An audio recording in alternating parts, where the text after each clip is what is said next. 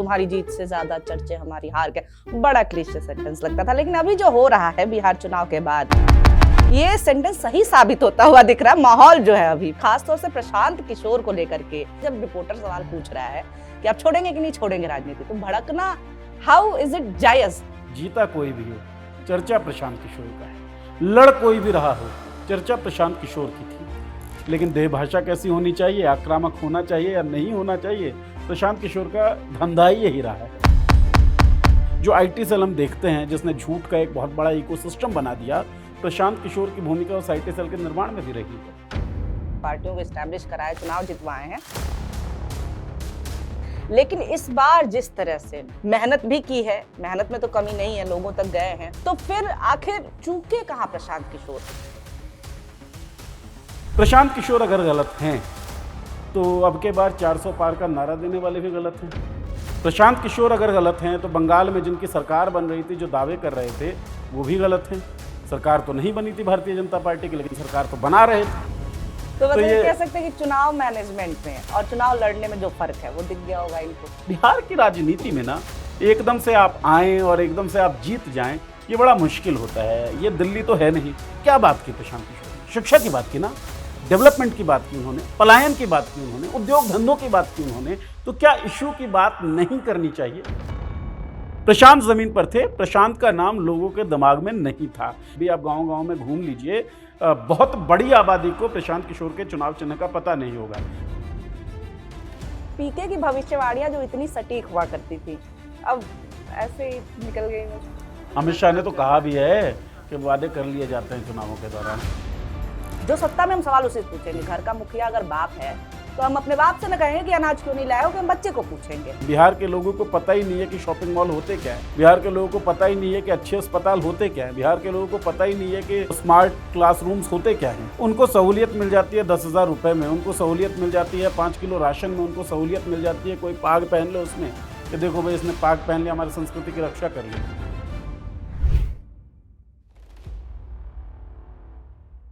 नमस्कार, मेरा नाम है निवेदिता शांडिल्य और आप देख रहे हैं पॉलिटिक्स नो द न्यूज के इस एपिसोड में आपका स्वागत है। और नीरज झा जी विराजमान हो चुके हैं। चर्चा एक ऐसे सब्जेक्ट पे करनी है जो मुझे बड़ा क्लीशे एक सेंटेंस लगता था। नेता जब हारते थे तो बोलते थे कि हम तुम्हारी जीत से ज्यादा चर्चे हमारी हार के। बड़ा क्लीशे सेंटेंस लगता था, लेकिन अभी जो हो रहा है बिहार चुनाव के बाद, ये सेंटेंस सही साबित होता हुआ दिख रहा है। माहौल जो है अभी, हार के चर्चे इतने ज्यादा हो रहे हैं कुछ लोगों के, और खासतौर से प्रशांत किशोर को लेकर के कि भाई अगर सीटें नहीं आए जितना बोले थे तो चुनाव मतलब राजनीति में रहेंगे नहीं रहेंगे, छोड़ेंगे नहीं छोड़ेंगे। तो देखिए, अब बयान तो इन्होंने दिया ही था, दावा तो किया ही था, ऐसा हुआ तो मैं राजनीति छोड़ दूंगा, ऐसा नहीं हुआ तो मैं राजनीति छोड़ दूंगा। तो ऐसे में जब रिपोर्टर सवाल पूछ रहा है कि आप छोड़ेंगे कि नहीं छोड़ेंगे राजनीति, तो भड़कना, हाउ इज इट जायज? नहीं, भड़कना नहीं चाहिए, गलत बात है। लेकिन आप इंटरव्यूज देखेंगे ना जब प्रशांत किशोर के, और प्रशांत किशोर के देह भाषा को देखेंगे, मैंने शायद लिखा भी और लिखा नहीं होगा तो बोला तो ज़रूर है कहीं ना कहीं, कि जो देह भाषा है प्रशांत किशोर की वो बहुत कठोर है, बहुत आक्रामक है। प्रशांत किशोर लोगों की बात करते हैं, लेकिन लोगों के मन में अब तक उनकी ये छवि नहीं बन पाई है कि प्रशांत किशोर हमारा आदमी है, हम इसे जाके हाथ लगा सकते हैं। प्रशांत किशोर एक बड़े व्यक्ति के तौर पर लोगों के बीच जाने जाते हैं। तो देह भाषा उनकी खराब है, आक्रामकता तो ज़्यादा है ही प्रशांत किशोर में, लेकिन देह भाषा कैसी होनी चाहिए, आक्रामक होना चाहिए या नहीं होना चाहिए, प्रशांत किशोर का धंधा ही यही रहा है। यही सब वो बड़े बड़े राजनेताओं को सिखाते रहे हैं, बड़ी बड़ी पार्टियों को सिखाते रहे हैं। अब खुद पे आई बात तो अलग तरीके से बिहेव कर रहे हैं, या शायद वो ऐसे ही बिहेव करना चाह रहे हैं। क्योंकि आपने जो बात बोली ना निवेदिता, बात तो बिल्कुल जायज़ है। जीता कोई भी हो, चर्चा प्रशांत किशोर का है। लड़ कोई भी रहा हो, चर्चा प्रशांत किशोर की थी। तो यहाँ ये सोचना चाहिए कि प्रशांत किशोर की चर्चा क्यों थी। क्या केवल इस बयान के लिए कि जदयू को 25 सीटें आ जाएंगी तो मैं राजनीति छोड़ दूंगा? क्या केवल इस बयान के लिए प्रशांत की चर्चा हो रही थी? मुझे लगता है अगर कोई ऐसा सोचता है तो या तो वो मूर्ख होगा या पूर्वाग्रह से ग्रसित होगा। प्रशांत की राजनीति, और प्रशांत की राजनीति मैं नहीं कहूँगा, प्रशांत का अब तक का जो पूरा कर्म रहा है, एज इन उनका जो बैकग्राउंड रहा है, उस बैकग्राउंड के कारण उन पर विश्वास ना करने की बहुत सारी वजहें हैं। जो आईटी सेल हम देखते हैं, जिसने झूठ का एक बहुत बड़ा इकोसिस्टम बना दिया, प्रशांत किशोर की भूमिका उस आईटी सेल के निर्माण में भी रही है। 2014 के चुनाव जो नरेंद्र मोदी को प्रधानमंत्री बनाते हैं, उन चुनावों में नरेंद्र मोदी के सलाहकार प्रशांत किशोर थे, उनके लिए स्ट्रेटजी बना रहे थे प्रशांत किशोर। इसके बाद प्रशांत किशोर ने पार्टियां बदली रणनीति बनाने के लिए, और finally Prashant Kishor step in हुए कि भाई अब हम चुनाव लड़ेंगे। मामला ये है कि जो ये बयान है, जदयू को 25 सीटें आती हैं तो मैं राजनीति छोड़ दूंगा, मैं अभी अभी देख रहा था क्रोम पे, मैंने लिखा कि भाई ये बयान कब का है, तो अभी तो कल और परसों की बहुत सारी वीडियोस और लिंक्स ओपन हो रहे थे, लेकिन आप जाएंगे तो जुलाई 2025 में प्रशांत किशोर ने ये बयान दिया था। जब पॉलिटिकल सर्वे कोई किसी कॉन्स्टिट्यूंसी में करता है तो हर दिन अंतर आ जाता है उसमें, और 15 दिनों में तो बहुत भारी अंतर आ जाता है। जुलाई से अक्टूबर में कितना अंतर आया होगा ये आप सोचिए, और कोई बड़ी राजनीतिक घटना हो जाए तब तो और ज्यादा अंतर होगा। 2019 का चुनाव आपने भी बड़े गौर से देखा ही होगा, लोकसभा चुनाव की मैं बात कर रहा हूं, जो वो बालाकोट या स्ट्राइक होता है उसके बाद माहौल बिल्कुल बदल जाता है। उन चुनावों में बीजेपी को जो बढ़त मिलती है उस स्ट्राइक के बाद बहुत शानदार तरीके से मिलती है। तो एक पॉलिटिकल मैसेजिंग पूरे ही सर्वे को, पूरे ही एनालिसिस को बिल्कुल बदल के रख सकता है। प्रशांत किशोर का वो बयान जुलाई 2025 का है, और उसके बाद अक्टूबर में एक फैसला आता है कि हम महिलाओं के खाते में 10,000 रुपए जमा करेंगे, और वो जमा किए जाते हैं। तकनीकी रूप से तो जायज थे, लेकिन नैतिक रूप से बहुत बड़ी गलती थी। और गलती क्या थी, मतलब एक तरीके से वोट खरीदने का यत्न था, और इसे मानने में किसी भी तरीके का गुरेज नहीं होना चाहिए। मतलब जब आपकी पोलिंग हो रही थी 6 नवंबर और 11 नवंबर को 2 चरणों में पोलिंग थी, उस दौरान भी महिलाओं के खाते में पैसे गए हैं, तो आप पैसों से वोट खरीद रहे थे। इतनी बड़ी घटना के बाद तो बड़े से बड़ा जो सर्वे है वो पलट जाता है। तो प्रशांत किशोर का वो बयान गलत हो गया, इसमें कोई भौचक्का रहने वाली बात नहीं है, या बहुत सरप्राइजिंग या शॉकिंग नहीं है। दूसरी बात, जब कोई राजनेता ना चुनाव अप्रोच कर रहा होता है तो वो इसी तरीके से मनोवैज्ञानिक दबाव अपने ओपोनेंट पे बनाता है, या अपने समर्थकों को बूस्टअप करता है इस तरीके के बयानों से। प्रशांत किशोर अगर गलत हैं तो अब के बार 400 पार का नारा देने वाले भी गलत हैं, 240 पे रह गए थे ना। प्रशांत किशोर अगर गलत हैं तो बंगाल में जिनकी सरकार बन रही थी, जो दावे कर रहे थे, वो भी गलत हैं। सरकार तो नहीं बनी थी भारतीय जनता पार्टी की, लेकिन सरकार तो बना रहे थे। वो तमाम पोस्टर्स गलत हैं जो 380, 390 और 400 सीटें दे रहे थे एनडीए को लोकसभा चुनाव में, नहीं आई ना। तो किसी का भी प्रेडिक्शन गलत हो सकता है, और प्रशांत के उस प्रेडिक्शन के बाद तो बहुत बड़ी राजनीतिक घटना हुई है जिसके कारण ये गेम बदला है। और प्रशांत किशोर के उस प्रेस कॉन्फ्रेंस में एक और बात है कि भाई आप राजनीति छोड़िए, मैं तो बिहार छोड़ दूंगा। अगर नीतीश कुमार जो 2 लाख रुपए कह रहे थे वो 2 लाख रुपए भी खाते में डाल देंगे। हालांकि इस बयान को भी मैं एंडोर्स नहीं करता हूं, भावनाओं में बह के शायद उन्होंने ये बयान दिया है, या फिर पीआर भी तो हो सकता है इससे। देखिए अब कुछ भी हो, चर्चा तो हुई इस बयान की, प्रशांत किशोर की चर्चा इस चुनाव में अगर सबसे ज्यादा किसी स्टेटमेंट के लिए रही है तो इस स्टेटमेंट की वजह से हुई है। क्वेश्चन भी इसी से पूछा जाए तो ये पीआर का भी तो स्टेटमेंट कि मैं पहले ही सवाल के जवाब में इसका मैंने जिक्र किया कि केवल इस स्टेटमेंट की वजह से प्रशांत किशोर की चर्चा नहीं हुई ज्यादा, लेकिन हुई। हाँ, मतलब एक बहुत बड़ा सेक्शन जो था आम जनता चर्चाओं का, उसके कारण ये था कि भाई ये देखो यार, जदयू को इतने पे ही रोक रहे हैं। और क्या इस तरह का माहौल शुरुआत में नहीं लग रहा था?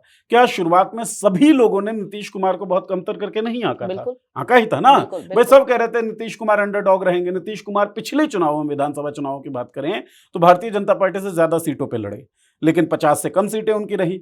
मतलब वो गठबंधन में छोटे सहयोगी हो चुके थे अगर आप नंबर्स की बात करें तो। और इस कारण से इस बार नंबर्स क्या रहे, 101 और 101 पे लड़े, तो बराबर बराबर पे तो आ गए, और इस बार भी सेकंड नंबर पे ही हैं।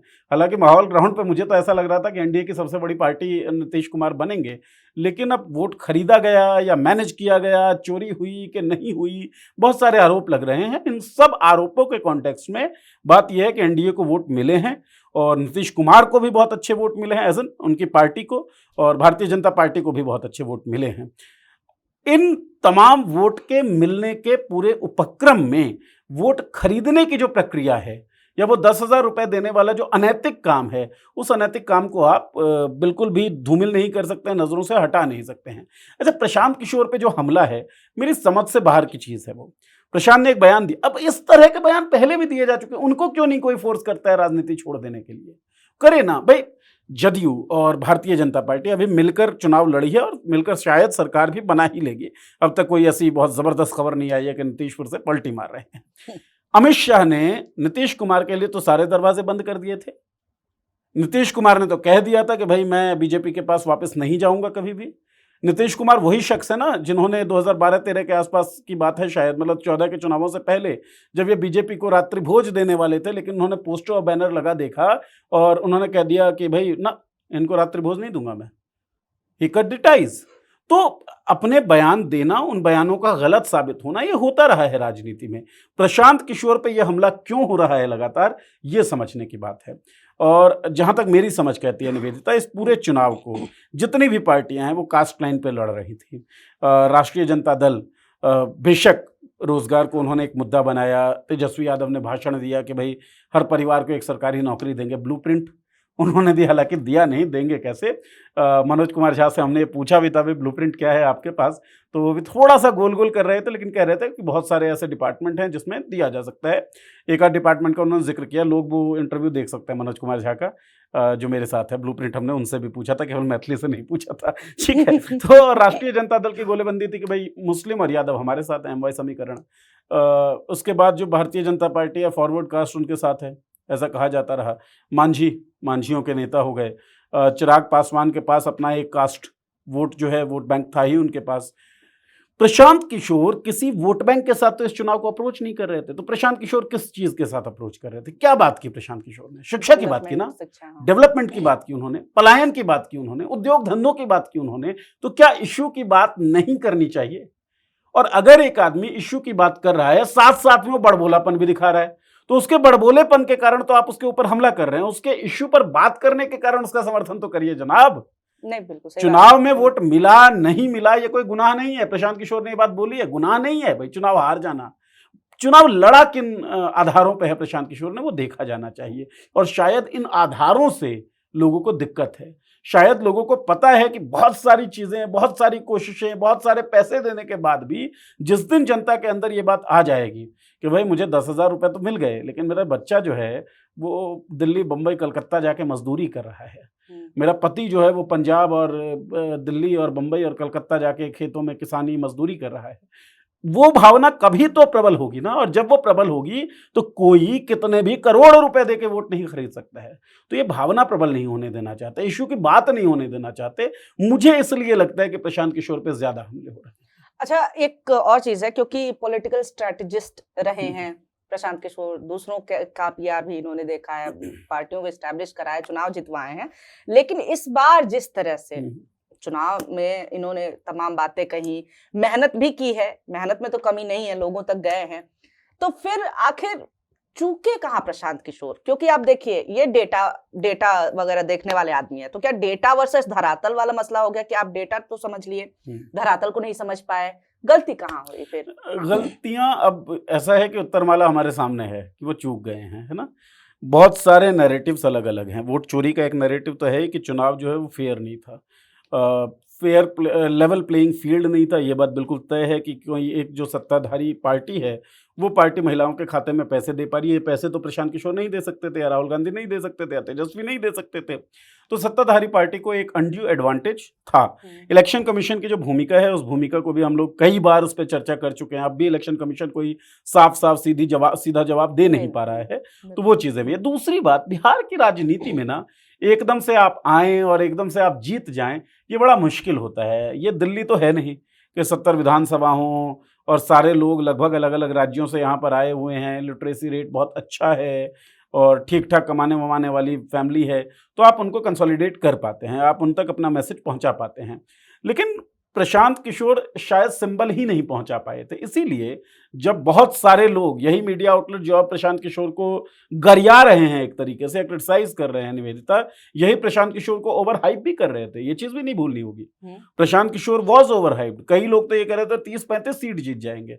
उस वक्त भी जब मैं पहले राउंड में बिहार में गया था और मैंने थोड़ा बहुत जो नब्ज जाना बिहार का, वो ये था कि नहीं भाई, प्रशांत किशोर हवा तो खूब है, और सोशल मीडिया स्क्रीन्स पे, आपके टीवी स्क्रीन्स पे, क्योंकि पॉडकास्ट का तो पूरा एक बाढ़ सी आ गई थी, तो प्रशांत किशोर वहां जरूर दिख रहे थे, जमीन पर नहीं थे।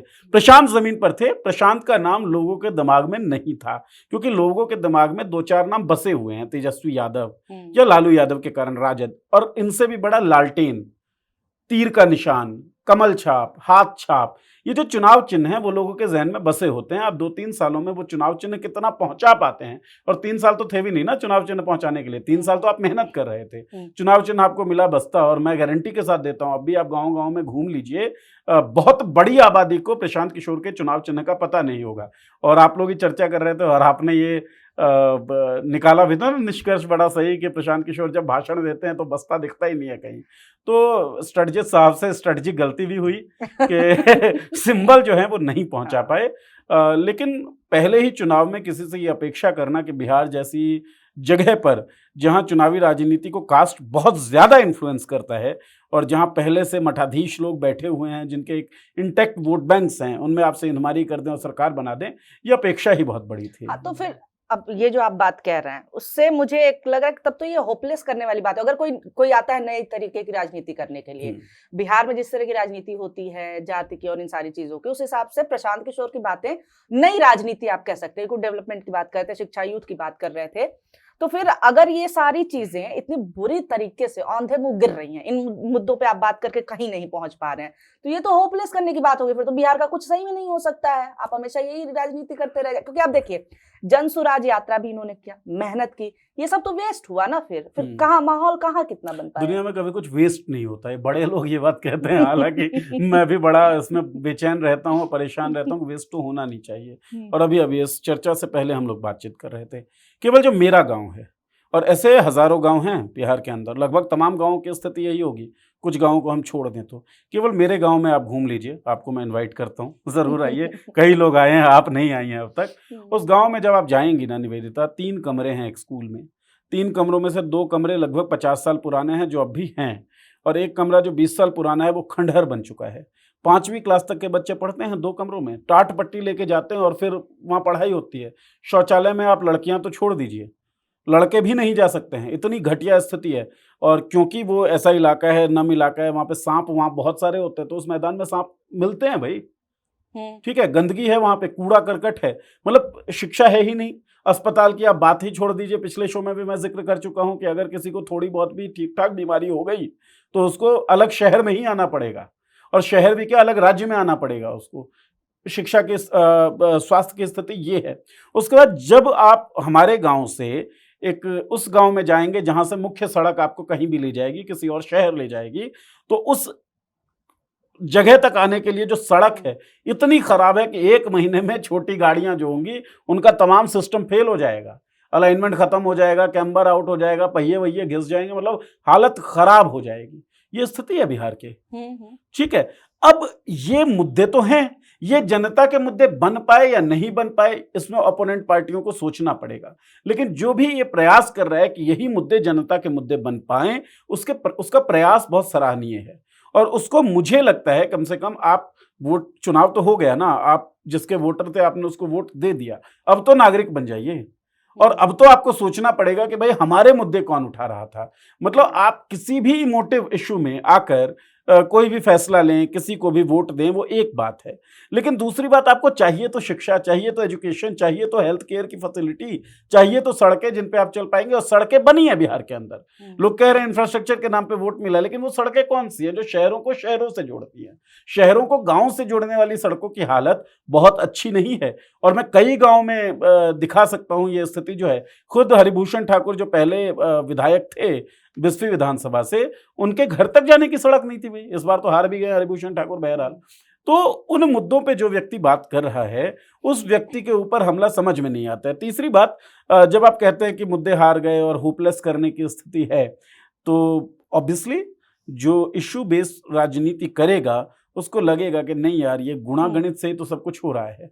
लेकिन फिर तो अगर आप निराशावादी होने की बात कर रही हैं, तो नैराश्य तो इससे फैल जाना चाहिए कि 10,000 रुपए खाते में गए और वोट एक मुश्त एक पार्टी को पड़ गया, तो 10,000 रुपए तो कोई सत्ताधारी दल ही दे सकता है, आप लोग तो दे नहीं सकते। इसका मतलब आप चुनाव ही मत लड़िए। तो मतलब ये कह सकते हैं कि चुनाव मैनेजमेंट में और चुनाव लड़ने में जो फर्क है वो दिख गया होगा इनको। 100% दिखा होगा भाई। आप जब किसी और को चुनाव लड़वाते हैं तो उसका कोर वोट बैंक रहता है। आप जब नीतीश कुमार को चुनाव लड़वा रहे थे बिहार के अंदर, तो नीतीश कुमार का जो वोट बैंक है, चाहे वो महादलितों का है, चाहे महिलाओं के बीच जो उनका आकर्षण है, उस वोट बैंक को भी तो आप कर सकते हैं ना कैटर कि भाई ये वोट बैंक तो अपने पास है ही, 1-2-3% हमको जोड़ना है। मतलब वहां पे खेलता है 1-2-3% जोड़ने का, यहाँ पे खेल है 0 से आप कहाँ तक जा पाते हैं। तो बहुत जबरदस्त लड़ाई तो है। और रिसोर्सेज में खैर प्रशांत किशोर बहुत कम नहीं थे, रिसोर्सेज उन्होंने अच्छा खासा वहां पर यूटिलाइज किया। बहरहाल मामला यह है कि बिहार, हमने पिछले शो में इसकी चर्चा की थी कि एक पूरी जर्नी चल रही है नागरिक को प्रजा बना देने की, और उस जर्नी में हम बहुत आगे बढ़ चुके हैं। बिहार के लोगों को पता ही नहीं है कि शॉपिंग मॉल होते क्या है, बिहार के लोगों को पता ही नहीं है कि अच्छे अस्पताल होते क्या है, बिहार के लोगों को पता ही नहीं है कि स्मार्ट क्लासरूम्स होते क्या हैं। ठीक है, तो उनको सहूलियत मिल जाती है 10,000 रुपए में, उनको सहूलियत मिल जाती है 5 किलो राशन में, उनको सहूलियत मिल जाती है कोई पाग पहन लो उसमें कि देखो भाई इसने पाग पहन लिया, हमारी संस्कृति की रक्षा कर ली। तो इस तरह के ऑडियंस तक आप इशू पहुंचा पाएं, ये बहुत मुश्किल और बहुत दुश्वार काम है, लेकिन उस दुश्वार काम को करने की कोशिश प्रशांत किशोर करते दिखे। और ये जो कोशिश थी ना, ये कोशिश ईमानदार थी। ये मैं क्यों कह रहा हूँ, राहुल गांधी जब भारत जोड़ो यात्रा निकाल रहे थे तो राहुल गांधी के जितने ओपोनेंट भी थे, और बल्कि राहुल गांधी की अपनी पार्टी में ही बहुत सारे लोग उनको पहले पप्पू कहा करते थे, इस यात्रा के बाद उनके ओपोनेंट का भी दिमाग चेंज हुआ कि नहीं यार, कुछ भी हो, आदमी है तो ठीक, मेहनती आदमी है, पूरे भारत में इसने यात्रा निकाल दी। वही यात्रा तो प्रशांत किशोर बिहार में निकाल रहे थे ना, और जबरदस्त भीड़ के साथ निकाल रहे थे। चुनाव में क्या हो गया, इससे चुनाव के लिए वो क्या कर रहे थे वो बदल नहीं जाएगा। तो चुनाव के लिए जो प्रशांत किशोर कर रहे थे वो बहुत जरूरी काम था। लोगों ने उसको माना या नहीं माना ये लोगों के ऊपर है, और प्रशांत को भी सोचना पड़ेगा कि कमी कहाँ रही। कमी सिंबल वाली तो रही है जो हम बातचीत कर चुके हैं। हाँ, अच्छा, एक मुझे याद है कुछ सालों पहले तक कि अलग से जब कहीं भी चुनाव होता था तो एंकर कहते थे और पीके की ये भविष्यवाणी है, तो बड़ा सही माना जाता था कि पीके की भविष्यवाणी करके कई एंकर चलाते थे। लेकिन जब अपने चुनाव लड़ने की बारी आई तो किसी ने लिखा था अरे ये ओवर कॉन्फिडेंस में इनकी भविष्यवाणी गलत होने लगी है। तो क्या ग्राउंड रिपोर्ट की गलती है कि ओवर कॉन्फिडेंस? अब पीके की भविष्यवाणियां जो इतनी सटीक हुआ करती थी अब ऐसे ही निकल गई बस। अब ये पीके को सोचना पड़ेगा। मैंने एक ट्वीट भी लिखा पीके के बारे में, और पीके के बारे में क्या, पीके के ऊपर जो इस तरह का हमला हो रहा है उसके बारे में, कि बड़बोलापन तो उनकी समस्या है, और बड़बोलेपन की समस्या से हमारी पूरी राजनीति ग्रसित है। इसको दूर उठा के फेंकना होगा। और जो मैं अहंकार वाली बात कर रहा हूँ ना, अहंकार भी नहीं, देह भाषा वाली जो बात कर रहा हूँ, ये इसी सब चीज़ों से आती है। आप मतलब आपकी भाषा क्या है, जदयू को 25 आ गई तो राजनीति छोड़ दूंगा, मतलब आप क्या भविष्यवक्ता हो गए? आप क्या ईश्वर हैं? मतलब मैं तो खैर चलिए, हमारी जो भी आस्था है जो भी नहीं है, लेकिन आप क्या ईश्वर है? आपको सब कुछ दिख रहा है, आप भविष्यवक्ता हैं, सब कुछ दिख रहा है आपको। तो लोगों को लगता है तो बहुत बड़ा आदमी है भाई, ये तो देखो बोल रहा है जदयू को जो 25 सीट आ गई तो हम राजनीति छोड़ देंगे, मतलब इसके पास तो कोई सॉलिड इनपुट है ना। तो लोग आपसे दूर होते हैं इस तरह की भविष्यवाणियों में। पीके आराम से अप्रोच कर सकते थे इन चुनावों को कि हम इन चुनावों को मुद्दों पे लड़ रहे हैं, हम इन चुनावों को जीतेंगे, क्योंकि कोई और पार्टी सामने नहीं दिखती है जो मुद्दों पे चुनाव लड़ रही हो। और हम जातवाद के कैडर में विश्वास नहीं करते, हमारी कोई जाति नहीं है, हमारा कोई धर्म नहीं है, हमारा जो काम है वो केवल और केवल इश्यू बेस्ड होगा। इस लाइन पे पीके लड़ सकते थे, और इस लाइन पे जब कोई बात करता है निवेदिता, तो लोगों का आकर्षण उसके अंदर अपनेपन के साथ होता है, मतलब लोग उसको समझते हैं अपना है। अरविंद केजरीवाल एक क्लासिक एग्जांपल है। अरविंद केजरीवाल ने इस तरह की भविष्यवाणियां जो हैं वो टीवी पे बाद में की जरूर, लेकिन जो उनकी पूरी जो चीजें थी, जो वो चुनाव अप्रोच कर रहे थे, तो वो कहते थे मैं फ्री की बिजली दे दूंगा, मैं फ्री का पानी दे दूंगा, मैं बच्चों के लिए स्कूल खोल दूंगा, मैं स्कूलों की व्यवस्था बहुत अच्छी कर दूंगा। और वो लोगों की बात करते थे, इश्यू सेंट्रिक ज्यादा बात करते थे, इसीलिए लोग, हमने देखा, उनको गले लगाते हुए दिखे हैं। लोग उनके साथ बहुत सहज महसूस करते थे। राहुल गांधी का आप एग्जाम्पल ले लीजिए, भारत जोड़ो यात्रा जब वो निकाल रहे थे तो किसी तरह का बहुत ज्यादा आक्रामक बयानबाजी की जगह वो लोगों की बात कर रहे थे। राहुल गांधी कह रहे थे कि मैं तो भारत को जानने के लिए निकला हूं, और जब मैं इस यात्रा में फलाने राज्य से ढकाने राज्य तक पहुंचा हूं तो भारत को लेकर मेरी समझ में इतने प्रतिशत की बढ़ोतरी हुई है।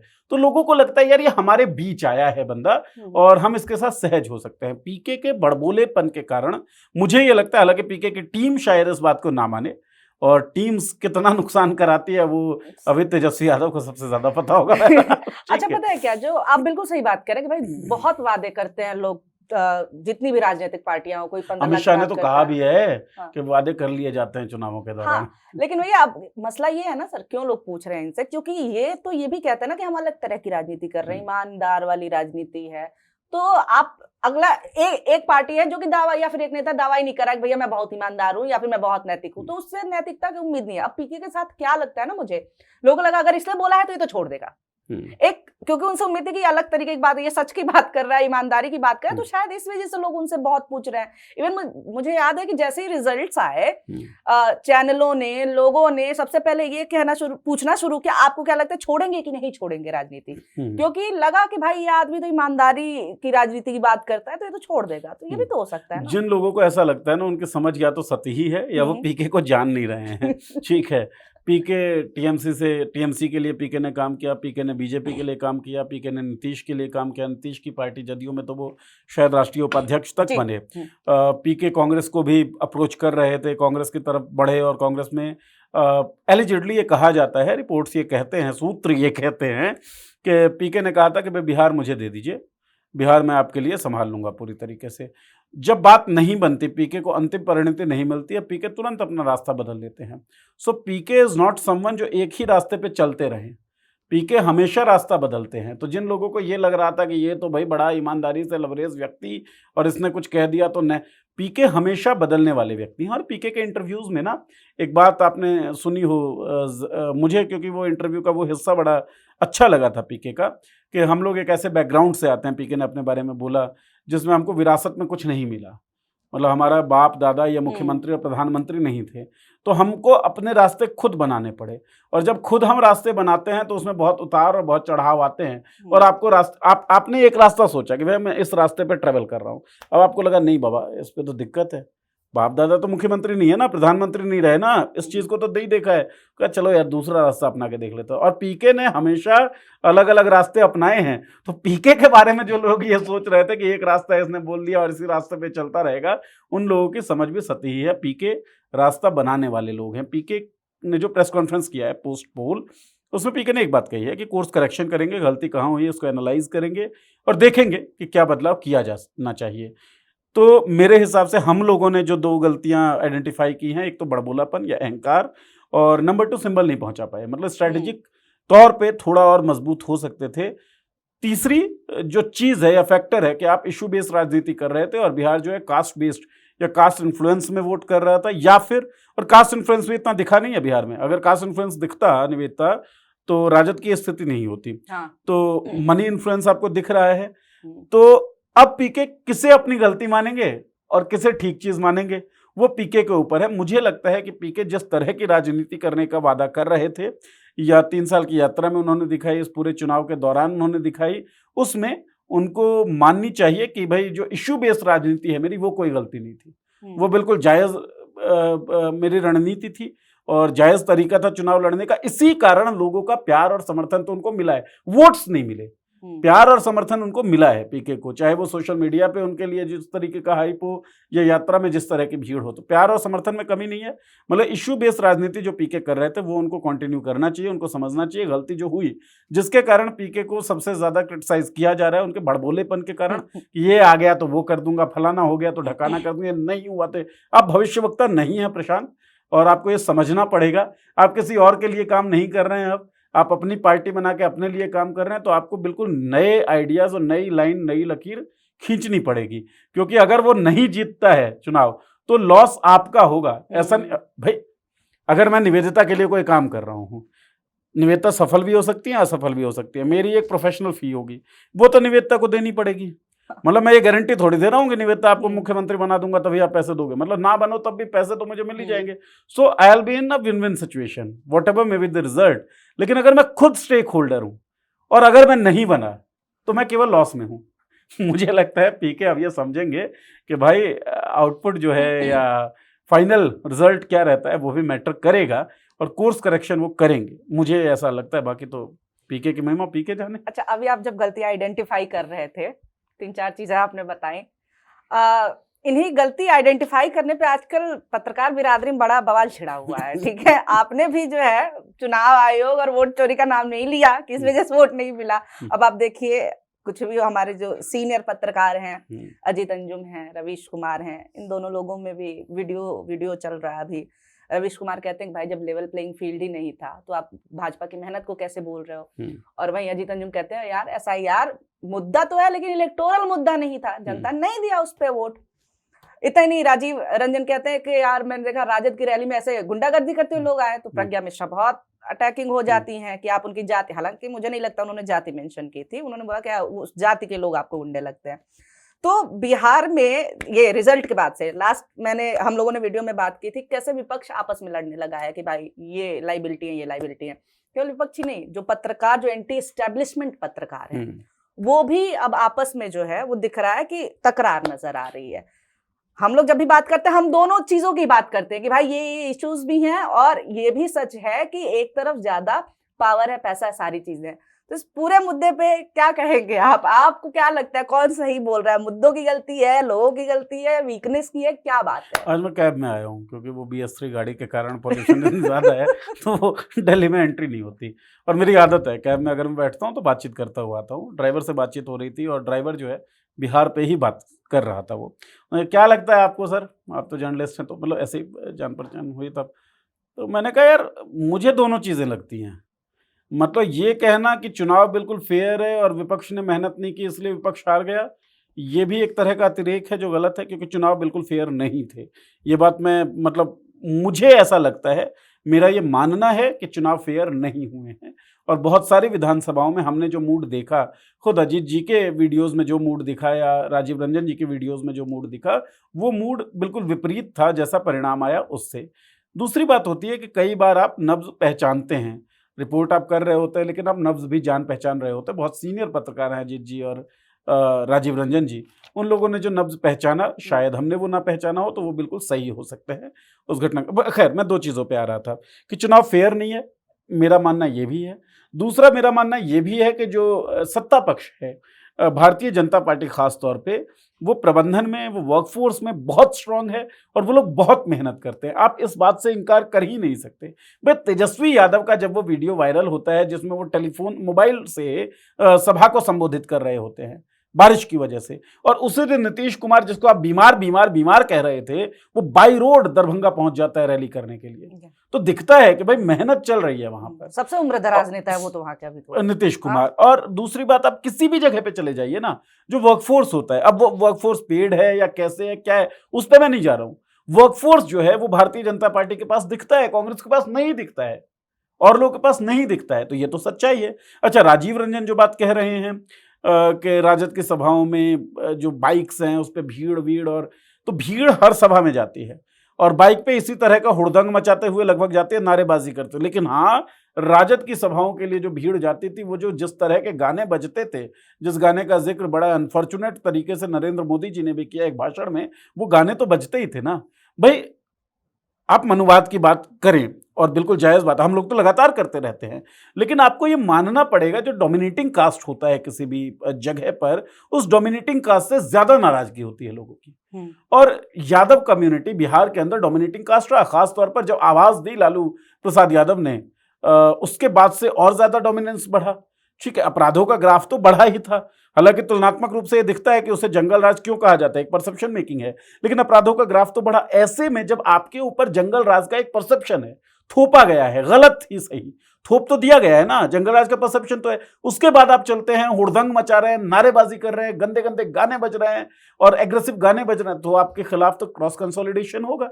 ये सामान्य इलेक्टोरल समझ कहती है। तो राजीव रंजन की बात से भी मैं नाइत्तेफाकी नहीं रखता हूं। तीसरी बात, रवीश सर, रवीश कुमार जो बात कह रहे हैं कि लेवल प्लेइंग फील्ड नहीं है, मतलब मुझे नहीं लगता हिंदुस्तान का कोई भी एनालिस्ट, हिंदुस्तान का कोई भी पत्रकार, हिंदुस्तान का कोई भी सोशियो पॉलिटिकल कमेंटेटर इस बात से नाइत्तेफाकी रखेगा कि लेवल प्लेइंग फील्ड थी या नहीं थी। बिल्कुल भी नहीं थी भाई। एक तरफ एक वो पार्टी थी जो केंद्र की सत्ता में भी काबिज है और वहां पर वो जो गठबंधन है वो स्टेट की सत्ता में भी काबिज था। वो 10-10 हज़ार रुपए महिलाओं के खाते में दे सकता था, दे सकती थी।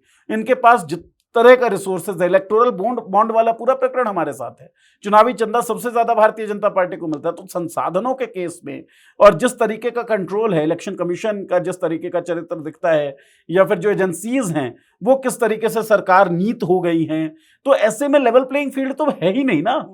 तो रवीश कुमार की भी ये बात बिल्कुल जायज़ है, बिल्कुल सही है। बस मुझे ये लगता है किसी भी तरह के अतिरेक में या एक तरफ रह जाने की जगह, जबकि मैं बिल्कुल ये नहीं मानता कि पत्रकारिता निष्पक्ष है या नहीं है। पत्रकारिता का अपना एक पक्ष होता है और पत्रकारिता का पक्ष जो है वो जनपक्षधारिता है। अब जनता के पक्ष में होंगे, जनता के विपक्ष में नहीं होंगे आप, वहाँ पे आप निष्पक्ष नहीं हो सकते हैं। लेकिन मुझे लगता है किसी भी अतिरेक से बचना चाहिए। ये कहना कि लेवल प्लेइंग फील्ड नहीं था, बिल्कुल ठीक बात है। ये कहना कि राजद की सभाओं में जो भीड़ जाती थी उससे क्रॉस कंसोलिडेशन होता था, ये बिल्कुल सही है। ये कहना कि एसआईआर का जो मुद्दा है वो इलेक्टोरल मुद्दा नहीं बन पाया, ये भी बिल्कुल ठीक बात है। ये तीनों बातें ठीक हैं और क्यों नहीं हो सकती हैं। तीनों बातें ठीक हैं और तीनों को एग्जिस्ट करती हैं, इनका सह अस्तित्व है। और मुझे लगता है विपक्षी पार्टियों को इस पर ध्यान तो देना ही पड़ेगा। आपका जो चुनाव लड़ने का तरीका है, चुनाव अप्रोच करने का तरीका है, वो भारतीय जनता पार्टी जिस तरीके से अप्रोच करती है उससे बहुत कमतर है। और आज की जरूरत है ये, मतलब कल की तारीख में अगर आप कोई चुनाव जीतते भी हैं तो आप यकीन मानिए वो जनता आपको जिताएगी, आप जीत नहीं रहे हैं। मतलब आपके प्रबंधन में उतना दम है नहीं। 61 सीटों पे कांग्रेस लड़ रही थी इन चुनावों को, 13 जगहों पे जनसभा की है राहुल गांधी ने। कौन है राहुल गांधी के अलावा कांग्रेस में एक बड़ा नेता? कौन कर रहा था वहां पे प्रचार? इमरान प्रतापगढ़ी मुस्लिम सीटों पे जाके प्रचार कर रहे हैं। क्या मुसलमानों के बहुत बड़े नेता हैं इमरान प्रतापगढ़ी? क्या मुसलमान रेजोनेट करता है? अरे भीड़ आ जाना एक चीज होती है और मासेस आपको एक पॉलिटिकल लीडर के हैसियत से जाने समझे, ये अलग चीज होती है। तो उसमें तो कमी दिखती है ना। आप अपने पार्टी के सबसे बड़े चेहरा हैं, आपके अलावा और कोई दिख नहीं रहा है फिलहाल, और जो दिख रहा है वो भी कहाँ था भाई? नहीं था। तो चुनाव जिस तरीके से विपक्ष ने लड़ा वो बेहतर लड़ा जा सकता था। भारतीय जनता पार्टी जिस तरीके से लड़ती है वो हमेशा विपक्ष से 2 कदम आगे दिखती है। प्लस उसके पास रिसोर्सेज हैं, उसके पास कंट्रोल ओवर एजेंसीज हैं, कंट्रोल ओवर कॉन्स्टिट्यूशनल बॉडीज हैं, जिसके कारण से लेवल प्लेइंग फील्ड भी नहीं है। तो बहरहाल पत्रकारों का काम तो आईना दिखाना है, तो आईना अजीत जी भी दिखा रहे हैं, आईना रवीश जी भी दिखा रहे हैं और आईना राजीव जी भी दिखा रहे हैं। एक चौथा नाम आपने लिया, उस पर बहुत ज्यादा चर्चा हम ना करें तो ठीक रहेगा। सर मसला इसलिए इस पे बात करना जरूरी है ना, क्योंकि आप भी जानते हैं, पूरी दुनिया ही देख रही है अब तो, कि बहुत ही कम ही पत्रकार, सच में पत्रकार जिनको हम एयर कोर्ट में ना बोले, पत्रकार ऐसे बहुत कम ही बचे हैं जो सच में लोगों के पास जा रहे हैं, जिनके पास कहीं से किसी पार्टी के हेडक्वार्टर से लिख करके स्क्रिप्ट नहीं आ रही है। तो आप देखिए, तो जो लोग, ठीक है, जो एंटी एस्टैब्लिशमेंट जो चीजें हैं कि भाई जो सत्ता में हम सवाल उसे पूछेंगे। घर का मुखिया अगर बाप है तो हम अपने बाप से न कहेंगे कि अनाज क्यों नहीं लाए हो, कि हम बच्चे को पूछेंगे। तो सवाल पूछने वाले बहुत कम लोग बचे हैं। तो जब इन लोगों में आपस में इस तरह से तकरार देखने को मिलती है और एक दूसरे पे जैसे कई लोग कमेंट कर रहे हैं कि अजीत जी ने इस पे ट्वीट भी किया था, कई लोगों ने कमेंट किया कि कीबोर्ड वॉरियर्स को आप भाव न दें। रवीश को आप कीबोर्ड वॉरियर केवल नहीं कह सकते हैं, क्योंकि एज अ रिपोर्टर रवीश की रिपोर्ट मुझे नहीं लगता है कि उनसे ज्यादा, उस रिपोर्ट से ज्यादा किसी भी चीज ने प्रभावित किया था, और वो भी उस टाइम पे जब कांग्रेस सत्ता में थी। ऐसा नहीं है कि उन्होंने भाजपा के नेताओं को केवल गाली देते थे, वो कांग्रेस के टाइम की बातें हैं। तो इसीलिए इस पे बात करना मुझे लग रहा है जरूरी, क्योंकि हम लोगों में बहुत मतभेद होता रहता है। मुझे तो लग रहा है डेली ही 3-4 बार हो जाता, नहीं आप गलत बोल रहे, नहीं आप गलत बोल रहे हो। तो ये सारी चीजें होती रहनी चाहिए, लेकिन अंत में हमें ये भी नहीं भूलना चाहिए कि लड़ाई असल में है कहाँ, किसके लिए? जनता। हम, सही बात है, हमारा पक्ष है, जनता का पक्ष है। जो चीजें हैं जनता की वो सरकार तक पहुंचे, और सरकार की जो बातें हैं या फिर आप कहें कि ये जो बेईमानियां है पार्टियों की, वो भी जनता तक पहुंचे। तो किस पार्टी ने कितनी मेहनत की, क्या नहीं की, वो सारी चीजें ग्राउंड रिपोर्ट के तौर पे हम लोग पहुंचाए ही थे। लेकिन पत्रकारों को थोड़ा ध्यान रखना होगा कि आप अभी जो है एक यूनाइटेड फ्रंट तो रखना चाहिए। वैचारिक मतभेद होना लोकतांत्रिक है, बिल्कुल होना चाहिए, लेकिन वो नेम ब्लेम गेम करना, ये सारी चीजें ठीक बात नहीं है। इसी के साथ मुझे लग रहा है हम लोग को अंत करना चाहिए। मुझे ऐसा लगता है ना इस मामले में कि मुझे अजीत जी के साथ रवीश जी की जो बातचीत आई थी, जब रवीश जी ने एनडीटीवी छोड़ी थी, बड़ी शानदार बातचीत लगी थी। 3-4 घंटे का एक पॉडकास्ट मिल जाए अजीत अंजुम और रवीश कुमार का, तो मजा आ जाएगा। 3-4 घंटे अच्छे बीतेंगे भी। और मुझे लगता है as the junior of this profession to Ajit ji and Ravish ji कि कुछ ना कुछ हमको जानने समझने को मिलेगा। तो मैं तो वो पॉडकास्ट का वेट कर रहा हूँ। अरे बिल्कुल, मैं तो आईएमसी में थी, बहस वाला सारी चीज चल रही थी, डिबेट हुई थी। तो अजीत अंजुम सर जज थे और उन्होंने मुझे 3rd जज किया था, ठीक है। लेकिन और रवीश कुमार को तो देख करके बड़े ही हुए हैं। तो ये सब लोग मतलब हमारे कह सकते हैं कि ये लोग संस्थान है, ये लोग व्यक्ति नहीं व्यक्तित्व टाइप के लोग हैं। इन लोगों से हम लोगों ने बहुत कुछ सीखा है। तो लोग मजे बहुत ले रहे हैं, मीम्स बहुत बना रहे हैं, तो वो तो ट्रोल्स ये करते बनना भी रहते हैं। चाहिए, देखिए किसी को छोड़ा क्यों जाए। हाँ, सही बात है, कब तक गोदी मीडिया ही गाली खाएगा। तो खैर अब देखते हैं। हाँ, टीआर फोबिया में नहीं आने वाला है, आज ही चर्चा हम लोगों ने ढंग से कर ली है, क्योंकि टीआर फोबिया के लिए बहुत सारा मसाला वैसे भी इकट्ठा हो चुका हाँ। है। तो इसी के साथ चलते हैं हम, और मिलेंगे अगले एपिसोड में। फिर किस पे चर्चा करनी है आप बताएं। वैसे तो मुद्दे कुछ ना कुछ आ ही जाते हैं, तो आप लोग भी सजेस्ट कर सकते हैं, हम लोग देखेंगे किस पे किया जाना चाहिए। ठीक है, इसी के साथ चलते हैं, टाटा बाय बाय। और ये वीडियो देखने के लिए बहुत शुक्रिया, बहुत धन्यवाद। सब्सक्राइब करना नहीं भूलना है, वीडियो लाइक भी कर दीजिए, और कमेंट में सजेस्ट करेंगे टॉपिक तो कमेंट तो हो ही जाएगा। हाँ, निवेदिता की सारी बातें मान लीजिए। हाँ, सब मान लेना चाहिए। नीरज सर मेरी हर बात मानते हैं। ठीक है, ओके, चलिए फिर टाटा बाय बाय।